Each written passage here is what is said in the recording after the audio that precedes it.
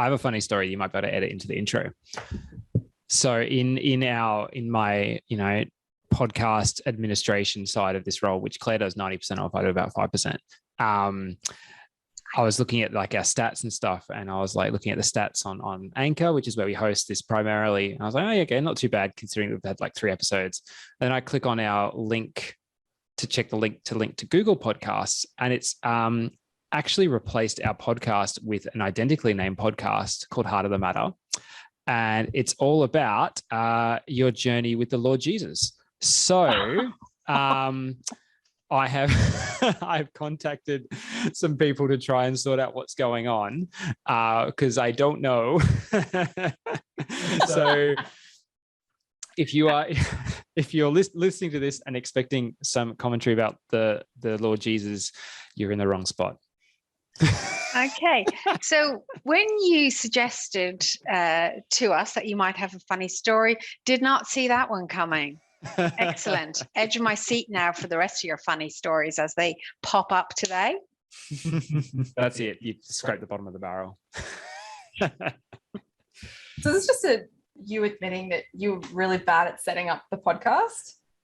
It's more admitting that we might have been hacked by a Christian podcast. Oh my, that means we've made it. Yes. That's it. We've made it. I feel, we're at the pinnacle, but let's strive to fall over the other side if we're at the pinnacle and, keep going. We shall keep plowing onwards.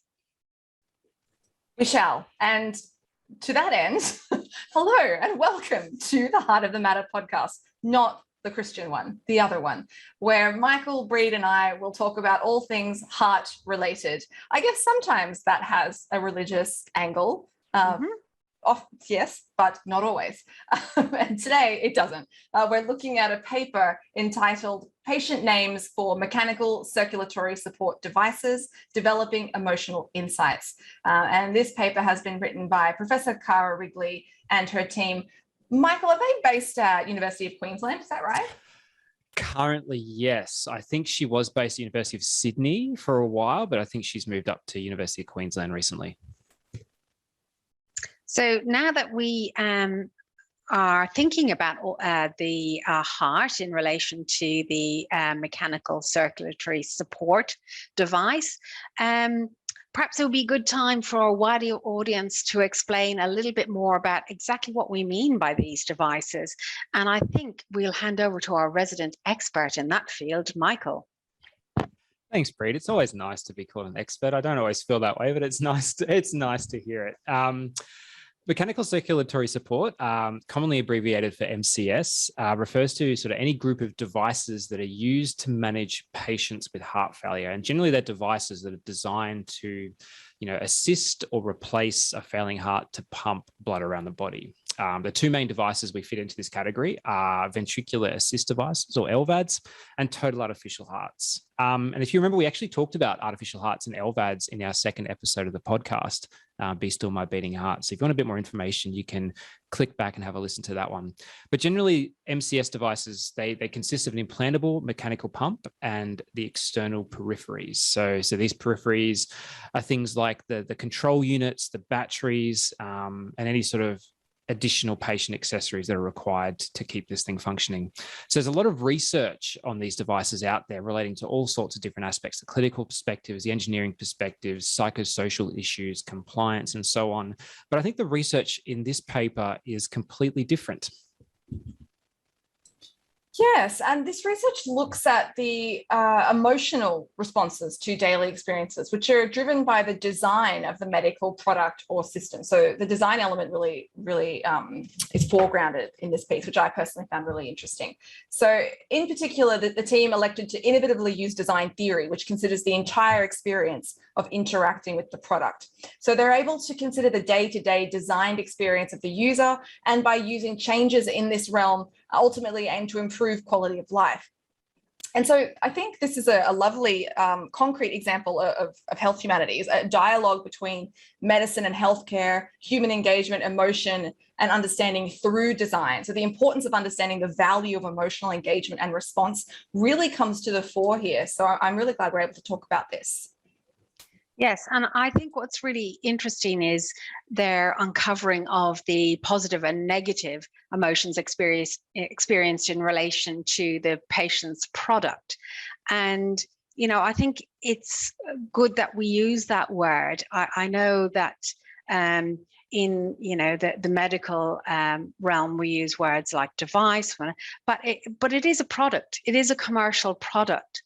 So I'm going to give you now a quote from the paper to articulate exactly where they're coming from. So they say to us, quote, products of all kinds develop emotional meanings by resonating with their users, their environment, and society. As meanings, they are a collection of interlinked experiences which can work to communicate or reflect a given feeling. To the human mind, they are much more than a commodity. And I think this is just a little shift in that perspective about the device and how it can relate to the patient. So I find this is a really fascinating and productive vein of research.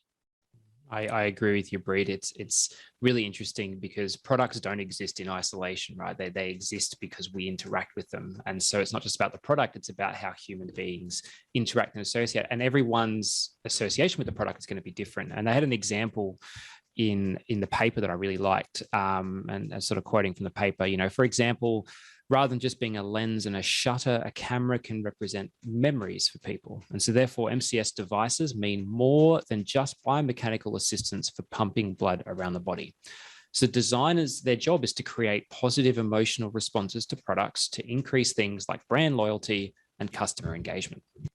Yeah, I like the fact that this study highlights a big issue when it comes to MCS devices. In this case, the consumer, the patient, has no choice over the device and can be perceived to have very little agency.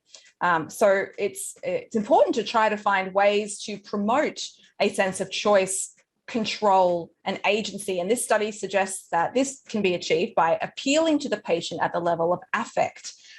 Given that we know that there are clear links between emotional well-being and health-related quality of life outcomes, this becomes a valid avenue for exploration. Yes, absolutely. And I think this is what makes this such a great study. So the author's main aim in this study is to improve the ability of patients and families to accept, adjust to, and cope with everyday life with an MCS device. So their thinking is that by examining the ways in which patients relate to their devices, that we could in the future minimize negative tendencies and maximize positive responses. So I think this is it's quite evolutionary, really. So they came up with a research design that examined the names given to the devices by patients. So they did this because naming a product can indicate psychological ownership and more favorable evaluation. So I suppose it's by giving something a name, you're establishing your own relationship with that product, and it's maximizing a positive relationship through sort of working through how that relationship looks is what the team is at. Yeah, that's a really good point, Breed. And following on from that, the researchers had two main questions they wanted to answer. The first one was, how can the names that patients assign to their devices be characterized? For whom, when, and what purpose? And the second aim is to what extent we can infer initial insights about a patient's emotional response to their devices. So in order to answer these questions, they use qualitative thematic analysis of data, which they collected retrospectively via a private Facebook group for an active MCS community. Yeah, I really like that detail in the paper about the data collection and analysis. I thought that was quite, and they talk about this in the paper, it's quite a genuine way of accessing information about people's relationships with their devices. But of course, if you're listening in, you'll have to read the paper to find out more about those details. For now, we want to look at what they actually discovered. So they do make the point that it represents an initial inquiry into the phenomenon of patient-device emotional relationships through the lens of MCS device names. And they identify 4 themes that emerge from the data. So 4 general tendencies or ways in which people relate to their MCS device. The first one is grateful partnerships. So names that indicate that are kind of positive, I guess, and show that there's a beneficial relationship between the device and the patient. And the second one is dependency reversal, which is more about subverting, so that the device is kind of reliant on the patient instead of the other way around. So an example of that is someone calling the device friends with benefits. The third one is preserving perceptions, and my understanding of that is, say you have an MCS and your partner or your children or your family or friends name the device for you. So it's about the how you and your device are being perceived. And the fourth one, coping via humor, which is kind of self-explanatory. So each theme articulates a common type of relationship between patient and MCS device. Yes, and like these themes, I think, are quite revelatory, and understanding how these themes work within the lived experience is something that they unpack as well. So they apply the implications of the findings for device and service developments in sections which relate directly to the lived experience of having an MCS device. So that is actually quite a startling links to make between the research and what we can go on and do in the future. So, for example, under the section that they've headed inauthentic positivity, they found that while most of the names were neutral or negative, patients often put a positive spin on the situation. So, one that springs to mind for me is HMB, which is short for high maintenance bitch. And I feel that this may have spoke directly to me in many ways, but I'll leave it there. No comment. That's I'll refer you to the earlier part, which has been edited out of me frantically trying to find my background. It was a very high maintenance moment, viewers, listeners. But I've got my background now and you're none the wiser. Exactly. Sorry, Michael, I interrupted. That's okay. Little behind the curtains there, little Wizard of Oz moment. Breed's all nice and smiling in front of the camera, but behind the scenes, the things we have to put up with. I know. I would get onto your union personally, but I need a pay rise. What's 10 multiplied by 0? I think we'll bring you back to that one. You can have a 10-fold pay rise, Michael. Sounds good, Breed. Sounds good. Right, let's steer this train back on the tracks. Back to these names. And I loved that there was such a really wide variety of different names throughout that people had used. What I really liked and what really came across was that people were really excited and happy to be explaining the names and almost really proud of the names they had come with. And there were so many original names and the way that people were explaining their reasons for the way they named the devices, like there was just so much pride in that. And for one example from that, one patient just simply named their device Jack. And after some probing, it was after Jack Haley, who was the actor who played the Tin Man in The Wizard of Oz because he did not have a heart. I just find that that kind of 3 degrees to get to that point is just so clever and fascinating. And the other thing that was quite interesting was that, bar one exception, none of the named devices were internalizing in any way. That is really interesting. I think there's kind of lots more analysis you could go forward with from that perspective of internal, externalized names and kind of personas for the MCS devices. And that's where I think in this kind of health humanities framework, something like literary studies with its close reading textual analysis skills becomes really useful. Obviously biased here, but I think you can see the value in that kind of cross-disciplinary methodological approach. Anyway, I want to kind of shift the conversation a little bit now to talk about, I guess, more of an interpretive perspective on the use of these names. So when the researchers came to look at the section on mitigation via control and agency, they noted that the positive aspects of the names included in the study suggested control and agency. So by controlling the name, a patient can control to a certain extent the way they choose to present their device. So there's an element of control, I guess, in the way they're framing their relationship with the device. For example, maybe they choose Vlad the Impaler, or Vlad for short for an LVAD device. But the caveat in this section is that more work needs to be done in this area to encourage this form of emotional positivity.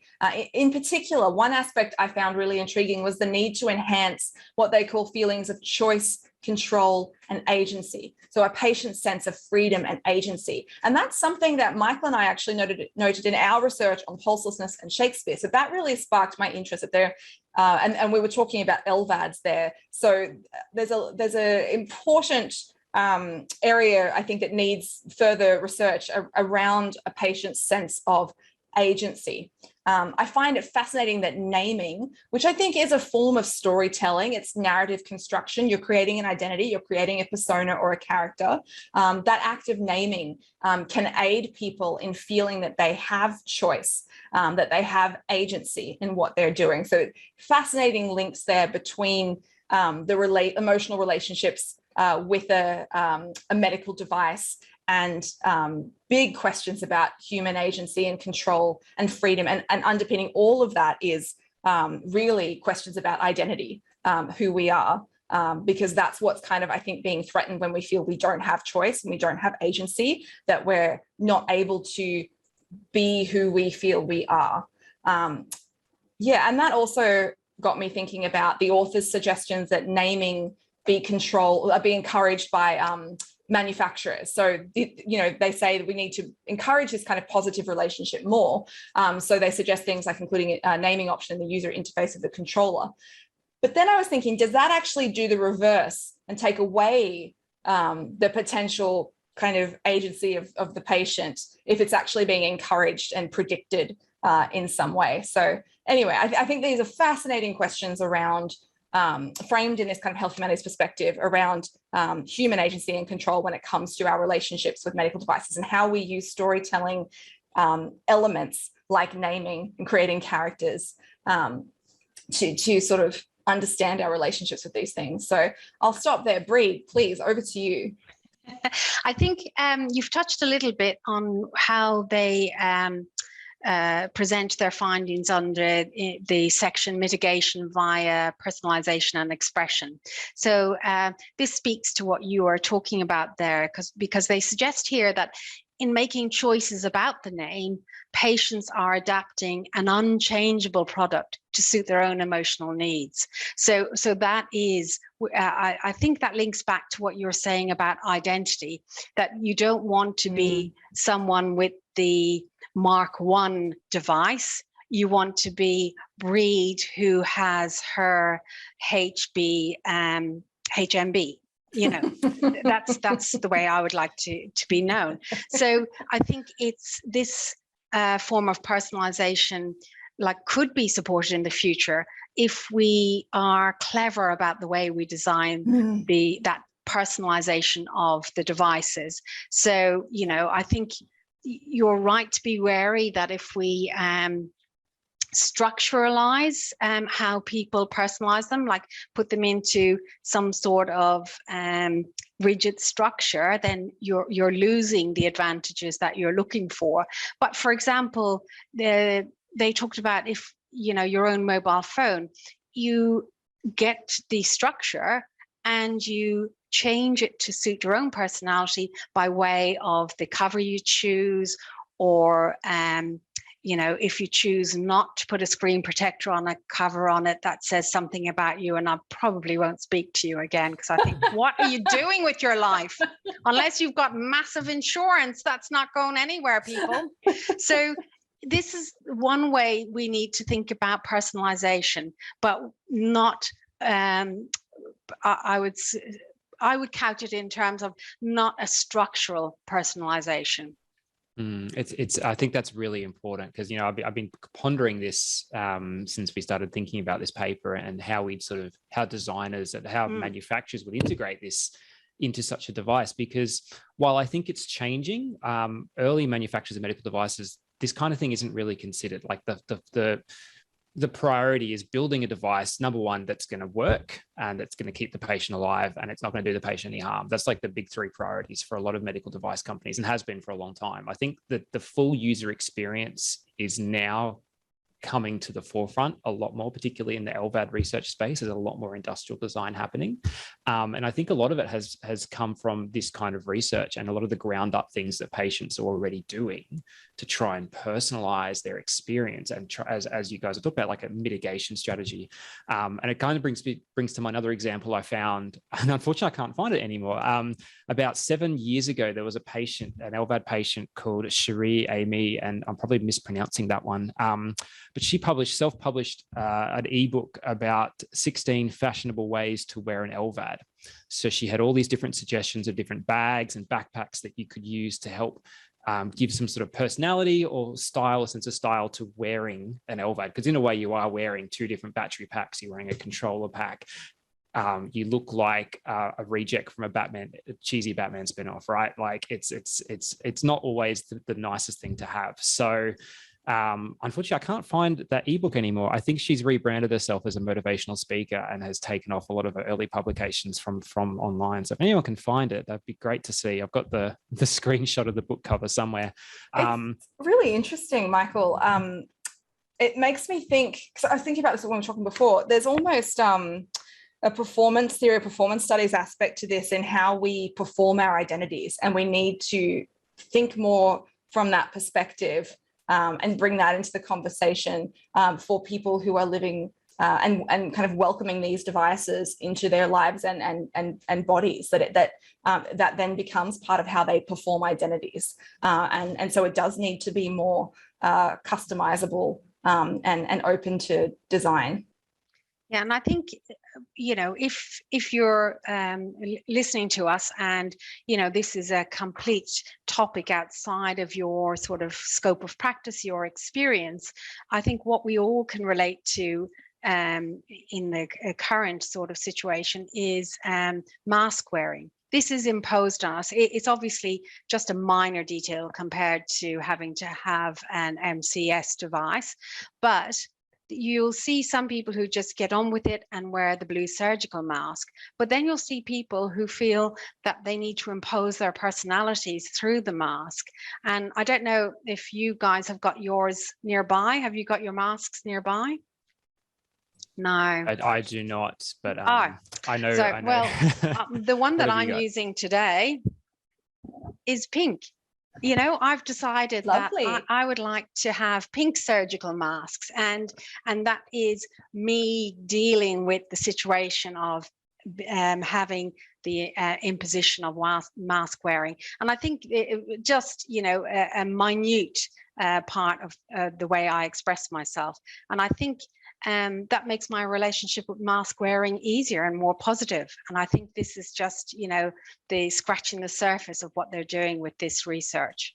It's a really nice parallel to draw, Breed. Absolutely, one we could all kind of relate to in this age of COVID-19 and mask wearing. And I think, you know, they talk about in the paper and sort of quoting their conclusion that there's scope for healthcare professionals and device manufacturers to use emotional design and service design methods in the future to fully realize and integrate device names as a routine activity and significantly expand the range of expressive device personalization options to improve a patient's sense of agency and control. So I think the second half of that, when we talk about expanding the range of personalization options, so you're giving people the chance to choose if they choose to personalize their things. Some people might just be happy with whatever they've got. And as you said, like the plain blue surgical mask option for these LVADs. So giving them sort of the option to customize something easily, I think it's definitely a good thing. And as sort of Claire said, I can understand like the idea that integrating device names should not necessarily be compulsory, but having the option to do so, or maybe it's not something the device manufacturers necessarily need to do, but perhaps the post-op care like the VAD coordinators or the nurses, the people who are providing the guidance for at-home care of these devices, it might be something in their practice that they may be able to encourage people to do rather than necessarily something from the device manufacturer. So any keen researchers should get their hands on this paper to do some further reading. So, suffice to say, this paper is really novel in its approach and methods, but it seems like the team have just kind of scratched the surface of what could be a valuable way to approach improving the lived experience of those living with an MCS device. Yes, absolutely. And I think we could all delve much deeper into this study, but for today, we hope, if you're listening, that we've given you a bit of a taster and whetted your appetite to read some more of this fantastic research. The bottom line, I guess, really is that this work opens up a wealth of possibilities around the use of emotional design methods in the future, and to fully realize and integrate things like device names as a routine activity to support this really important and kind of complex issue of identity and agency, really. So it's been a wonderful discussion. Yes, I think, you're absolutely right, Claire. All of their suggestions come down to improving the patient's sense of agency and control, and also their emotional relationship, which is, all of these things are linked to better outcomes all around, which is really what people want in the medical scenario. Yeah, exactly. Well, before we sign off, I wanted to ask each of you if you would like to share your favorite name or the standout patient name for their MCS device. Bree's already shared a pretty good one, but maybe you've got a backup. Michael, what was your favorite? Yeah, there's so many good ones to choose from. A close second would have to be PITA, which is the abbreviation for pain in the arse. We could always bleep that out if we need to, because it kept alarming all the time. And that's really interesting from like a design perspective and from like a medical device perspective, because you have to have alarms in your system when your battery's flat or things like that, so the patient knows to do something. But if it's constantly alarming, patients like ignore it. They develop this thing where, okay, obviously it's alarming all the time, I'm not dead, so I'm just going to ignore these alarms from here on in, right? So it kind of reminds you that you need to really strike a balance when you're setting up the compulsory alarms you need to have, and what's the experience like for the patient when they're hearing those alarms. But the one that I really loved the most was this one that's called, the explanation was great. And because I'm a bit of a cat person, I could relate to it. It's one that's called Stupid. I named my device Stupid after my cat. So their cat, not only is their device called Stupid, their cat is called Stupid, because it's always at my side, in my way, and too stupid to move without picking up and moving it. I thought that was brilliant. It also shows how important cats are. I think we're all cat people. So yes, I think we are. They are very important. And yeah, I think so. And the one that I picked is surprisingly tame for people who know me. Bob, the patient said after my dad, as he always looked after me and still does. But for me, I think Bob is a good name. Bob Newhart, gotta love him. Unless you don't, for various reasons. Bob, funny name for a girl if you're a Blackadder fan. And my very best friend's named their cat Bob. That sentence nearly went nowhere, but I recovered myself, and we're not editing it out, are we? Graceful. Claire, do you have one? I do, but mine's not funny. I thought this one was kind of sweet. So one person said, mine is Fred. I call myself Ginger. We dance together. I thought that was quite lovely, and lots to be said about that kind of a positive relationship between a patient and their device, and the kind of the coding that they had for it. I thought was also really interesting. Anthropomorphizing, gendered, expressive, and for the self. There's just so much rich data here for analysis. I thought that was very fascinating. So thank you for sharing, everyone.